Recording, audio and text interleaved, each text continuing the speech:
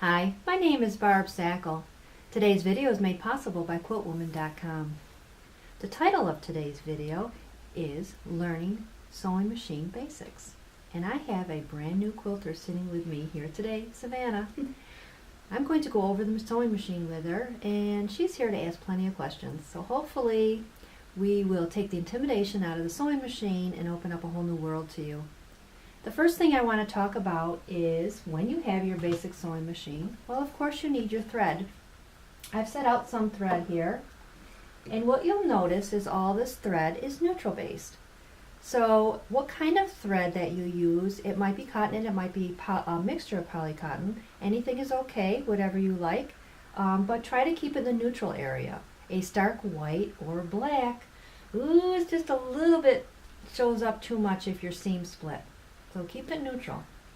The next thing you will need to learn is when we go ahead and thread the machine, there's a couple items that you can use. You can use this thread holder up here, this thread holder. If you have a big spool like this, you can use a thread holder like this. Or what I do is I tape a little sewing pin on the back of my machine, and I'm showing you a picture of it. And I just insert the thread right through that, and it keeps it simple. Here's a basic sewing machine set up for you in front of us. And most basic sewing machines are identical in that they all have a top thread and they all have a thread from the bottom that goes through your bobbin. So we are going to thread the machine on top and on bottom and set it up for basic sewing. We're going to do that in just a second. The machines come with a bunch of feet. Now here is your standard foot. If you do a lot of quilting, then you would have a 1/4 inch foot. But when we do a 1/4 inch on here, refer to my video, the perfect 1/4 inch seam allowance, because that'll set you up to do the perfect seam. So the foot, if you use that technique, doesn't really matter. So you can get away with your basic foot. The second foot that you need is the walking foot. And the walking foot actually walks. So this will, it kind of just goes up and down and walks. So where this foot kind of pushes your fabric, and if it's too bulky, you'll have these little lumps and bumps and probably just a couple darts. So when you have a lot of fabric, layers, for example, then you want to use your walking sheet and walking foot, and it goes over it and doesn't push your fabric. So if you can afford a walking foot, then by all means have one, because it's something that you'll get a lot of use out of. So we're going to just put the foot, and the Bernina that I'm showing has an easy way to add feet. You just put the foot on the little piece of metal down there and you just clamp it on and your foot is on. But every machine is different as far as how to put your feet on. So the first thing you want to do, of course, is put your foot on and have that ready. Now your thread, remember I told you it can go on this spool, it can go on this spool. If you decide to put it on this spool, this little item here fits on there and tightens the thread so it doesn't, whip off, as you're doing it. So we can do this. And now for threading, again, every machine is different, but to thread a machine is usually the same, and there's not a lot to it. What I do is I take off, you can see that I took off a bunch of thread, and I do hold my hand here to give a little tension. Okay. Now, the wheel, you're going to use the hand wheel over here, and this is really the only time I use it, otherwise you never touch it. Okay. And if you can peek in here, you see that the arm is in the tippy-top position. You need that arm in the tippy-top position to thread, and that's standard. So I'm going to give myself a little, hold it over here so that my machine is a little bit taut, and I'm going to go in the back here, and then I'm just going to go down one side of this and up the other, and it falls into that little arm automatically. So there's nothing that you do. So you always have to, usually there's some kind of thread holder back here, and then you have to come around and up, and it falls right into that little arm, and that's your basic piece of machinery that you need. Once your thread is there, then you just bring your thread down your guide holder, and there's usually two tiny little holders, and there's one holder here, and there's one little holder here, and every machine will have your two little holders somewhere in that vicinity. And after that is done, then you plain go through the needle of the eye, and the top is threaded. Okay, so I'm going to, some threads, or some machines, sorry, have needle threaders, which is really nice, and this one doesn't, so I'm just going to thread that through, and I'm not seeing, because I don't have my glasses on, I'm not seeing that, so I will do that in a second. So now we're going to worry about the bottom thread, because the threads work together, the top and the bottom come together, and they interloop, and that's how your fabric stays together. In this particular machine, I'm going to take off my plate so that I have access to the door. You're going to open the door, and you're going to pull, there's a little lever on your bobbin holder. Open up your little lever and you pull out your bobbin, and that's going to fall right out. So now, the bobbin needs to go in here, but, we don't have any thread. Guess what we're going to do? Thread the bobbin? That is right. We're going to thread the bobbin. So, but you've seen that I've already have my top threaded. So now if I want to thread the bobbin, I have to unthread everything or use a second spool here. Okay. And not redo it. So if I'm in the middle of a sewing project and my bobbin runs out, I don't want to undo it and then do it back up. So I just generally keep a second spool somewhere on my machine. Doesn't have to be the same color though? No. As long as it's neutral. Okay.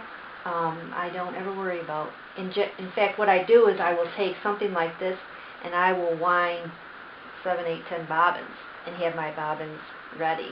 Okay. And then if I change this color, I don't really worry about it. Okay, so this, when it comes off the spool to go to the bobbin winder, there's a little holder here. So you have to put the thread in that holder. And then every machine is the same with this. It has a tension guide. So it puts tension on this so that when this winds, it's not all, like a wet noodle. You need that tension to get a nice bobbin. Okay, so now I'm going to, some people put your bobbin on and then they do it 6 or 7, 8 times and then they go ahead and wind it. I do a different little trick, and you can do whatever's comfortable for you. I kind of insert the thread through the top of the bobbin, and I hold it for a few twirls of the bobbin, and then I cut it off. Okay. And then I don't have this little thread in there playing havoc later on. So now I'm ready, and you can see that's nice. There's a nice tension on it. And all you do is close that bar. And let's open it. Sometimes, on some machines, you will close that bar and use the foot pedal. So either way, you have to close that. And when this little bar is closed to the bobbin, the needle will not work.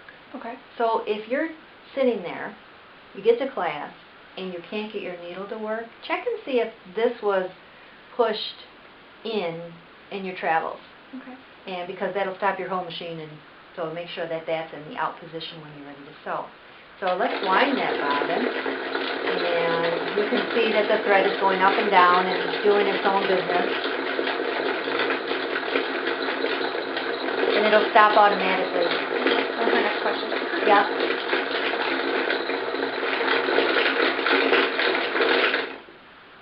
Now my bobbin's nice and full.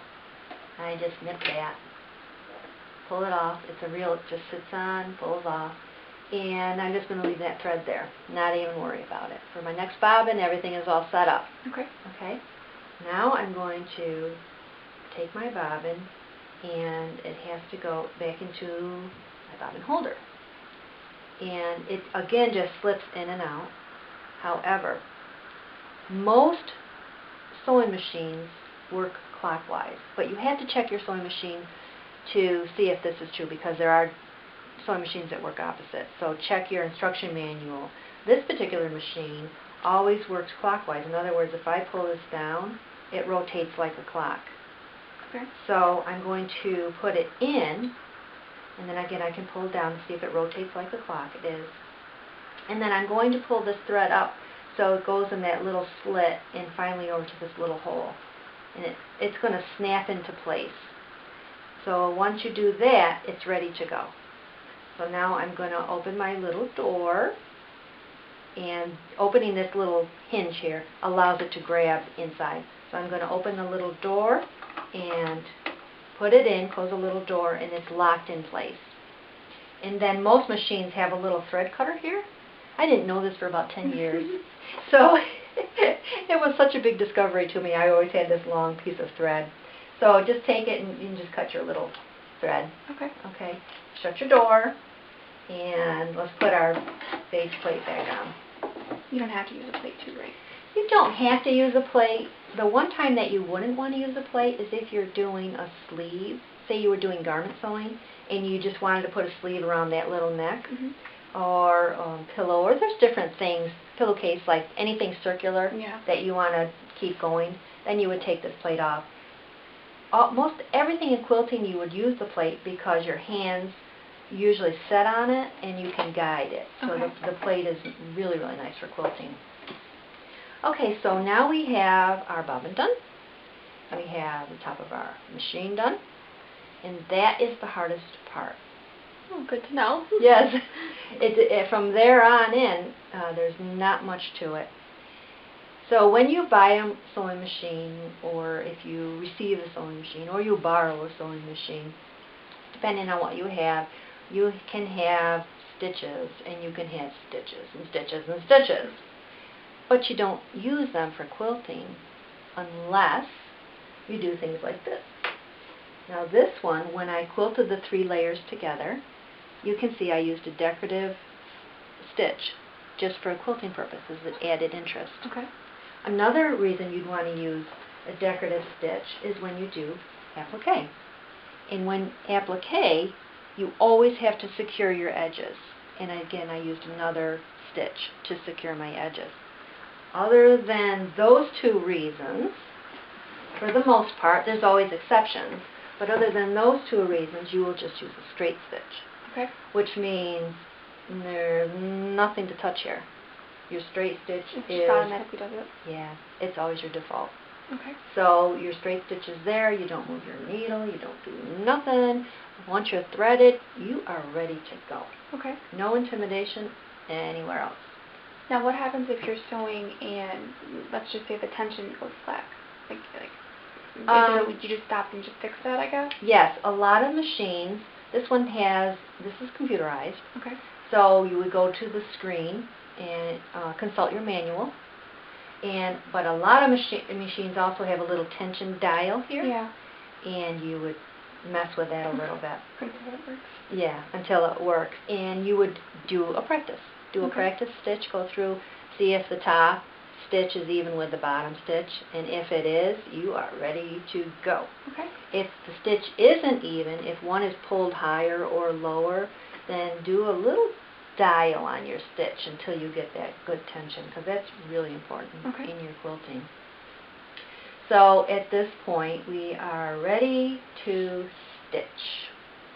Now, there is one button that you're going to use, and that's your reverse. Okay. So wherever your reverse, my reverse button is down here. Some machines have buttons over here. Your reverse button can be anywhere you want. When you sew, you always do a straight stitch, and you never reverse. Okay. Unless the instructions tell you to reverse. So you will use the reverse button once in a blue moon. And this is why we don't use our back stitch. We have 2 pieces of fabric, and we usually put them right sides together, and you start your straight stitch in your 1/4 inch, and you just go to town with it. Then you would iron this open, and you would put your second piece of fabric over that and do your 1/4 inch, and that locks that in. So if you've done garment sewing or regular sewing, you always feel like you should backstitch everything, which means go in reverse. But you don't do that with quilting unless the instructions tell you to. Okay. Okay, there is one other thing I wanted to talk about, and that is how to clean your machine. Because when you're working with thread, all the tiny little pieces of thread cause a lot of dust. And the dust goes down into the area here where your feed dogs are. And if you open up your door, you'll see that this often gets very full of lint. And so you want to take a brush and clean that out. Take out your bobbin case and take a brush and clean that out. And then here's where the big surprise is. This is your plate.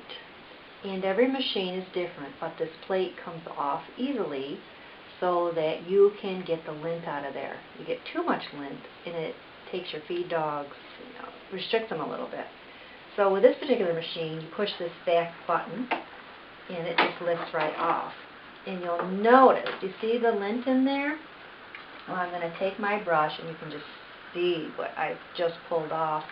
And it doesn't, you can clean this out almost after a couple of bobbins. You'll see that that much lint gets put in there. And I just get in there and just kind of dust it. So not only do you want to clean the lint out of your machine, but you need to oil it. And you usually oil only in one place on most machines, but check your manual to be sure. But the one place you need to oil is right in there in your bobbin case because of the metal, rubbing against the metal. And that's the only place. So you would take your oil and you just put one drop there, and that's it, you're done. Your machine is taken care of. Then you put your bobbin case back in its little place, do your thread, so on and so on, and do that. Okay, Savannah, so go ahead and put the plate back in. That is great. Okay, so we're going to talk a little bit about the thread now. Okay, so where does this belong? Like, where should it be while you're sewing? All right, when it comes out of the needle, you'll notice on this foot there's a little slit there. And we can put the thread through that and then pull it to the back. If your foot doesn't have that slit, just go underneath and pull your thread to the back.